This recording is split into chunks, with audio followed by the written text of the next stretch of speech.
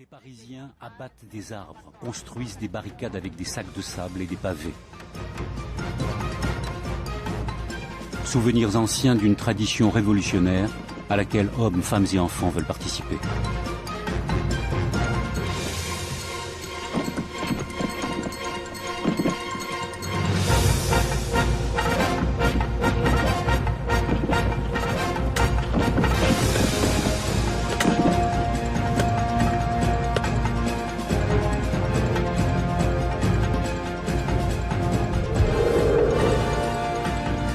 Paris se couvre de barricades pour empêcher tout mouvement ennemi.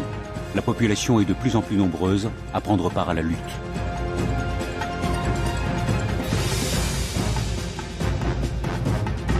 Un vent de liberté souffle sur la ville, mais les conditions de son salut sont ailleurs. Sans troupes alliées en renfort, sans moyens militaires puissants, aucune issue. Harcelés depuis les barricades, les Allemands sont freinés dans leur déplacement. Chaque rue devient un piège mortel. Attaqués à la grenade, ils subissent de lourdes pertes.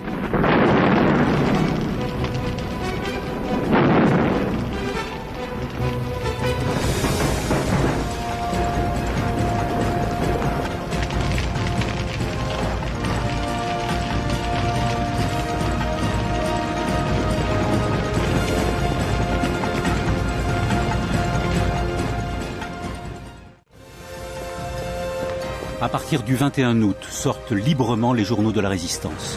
C'est par eux que les Parisiens apprennent que Leclerc a reçu, le 22 août à 19h15, l'ordre de foncer sur Paris.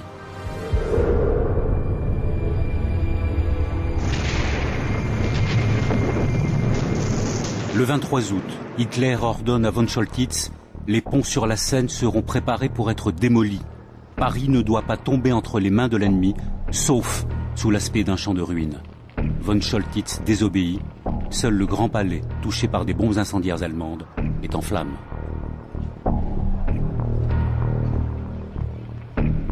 C'est une guerre de position. Derrière leurs barricades, les insurgés attendent l'arrivée de la 2e DB de Leclerc.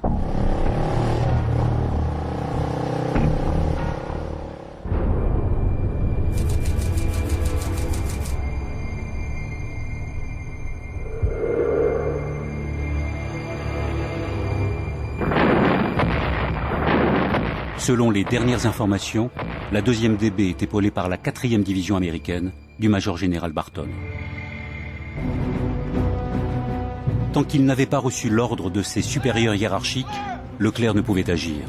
Il dépend des forces américaines pour le ravitaillement en essence de ses blindés et ne commande qu'un élément d'une vaste armée. Maintenant que sa mission est fixée, rien ni personne ne peut l'arrêter. Au départ d'Argentan, il se rend à Rambouillet.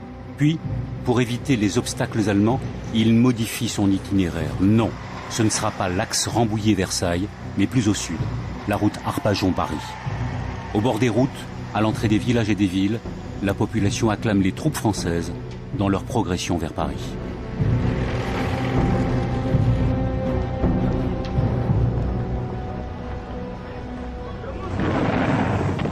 En plein cœur de Paris, j'ai vu 2 chars de la division Leclerc, avant-garde de l'armée de la Libération. Les chars Leclerc sont à l'hôtel de ville. Paris est libéré. La foule acclame les héros qui ont chassé le boss de la capitale. Le gros bourdon de Notre-Dame sonne, toutes les églises carillonnent, l'électricité rétablie, les fenêtres s'éclairent. C'est une soirée inoubliable d'émotion et de fierté.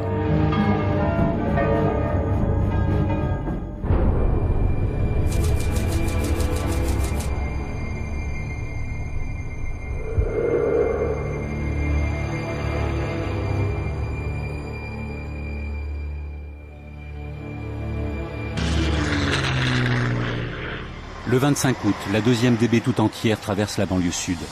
Le général Leclerc et le groupement Guillot entrent par la porte d'Orléans. Le colonel Billotte arrive par la porte de Gentilly, le colonel Langlade par la porte de Saint-Cloud. La population dégage les barricades dressées aux portes de Paris pour faciliter l'accès aux troupes de la Libération.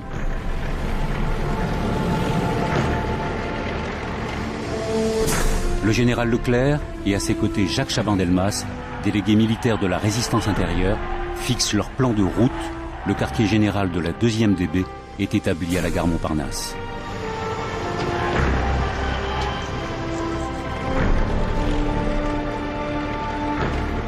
Au milieu d'une foule en délire, blindés et véhicules se frayent difficilement un passage.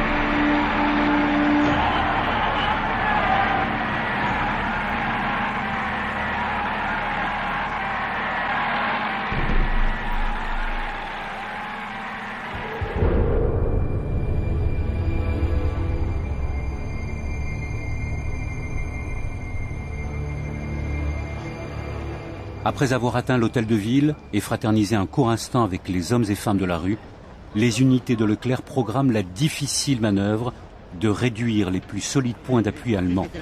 Ils s'attaquent au dernier bastion de l'armée d'occupation et engagent une nouvelle forme de combat. Nous donnez votre petit adjoint deux chars de ce côté et un char de l'autre. Parmi ces objectifs, le central téléphonique des archives, situé non loin de là.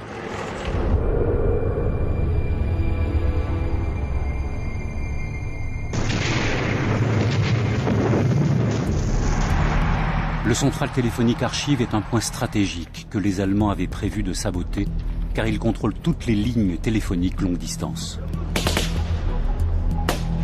Devant une foule inconsciente du danger, les soldats de la 2e DB s'attaquent aux Allemands, tentent de les déloger et abattent les derniers tireurs postés sur les toits.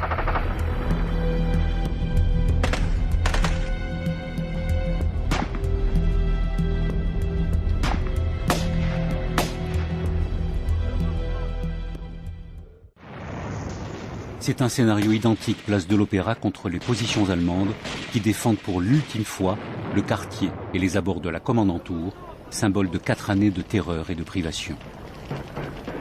Vision surréaliste d'une foule qui applaudit comme au spectacle les échanges de tirs et traverse les rues au milieu des explosions et des véhicules en feu.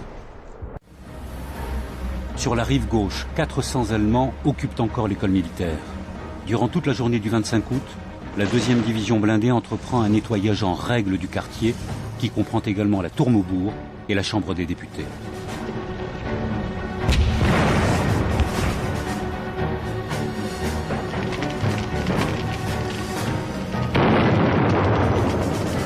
La lutte est farouche car les Allemands sont fermement décidés à tenir cette position le plus longtemps possible.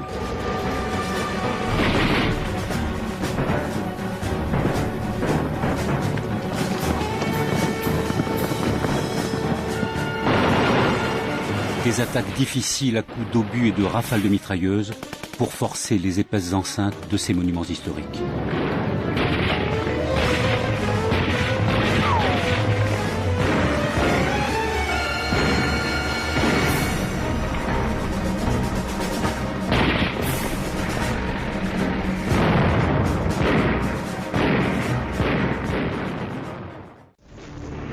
Jusqu'au 25 août, la tour Eiffel est un point de vue imprenable pour les Allemands qui ont posté des mitrailleuses lourdes sur sa première plateforme et défendent l'accès du pont d'Iéna en contrebas.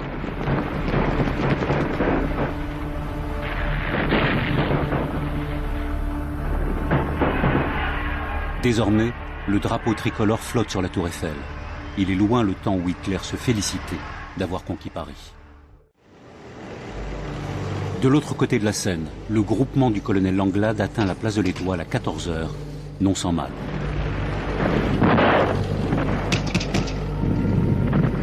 Aux abords de l'Arc de Triomphe, la 2e DB essuie des coups de feu de tireurs postés sur les toits et se heurte au barrage de barbelés dressé au milieu des avenues.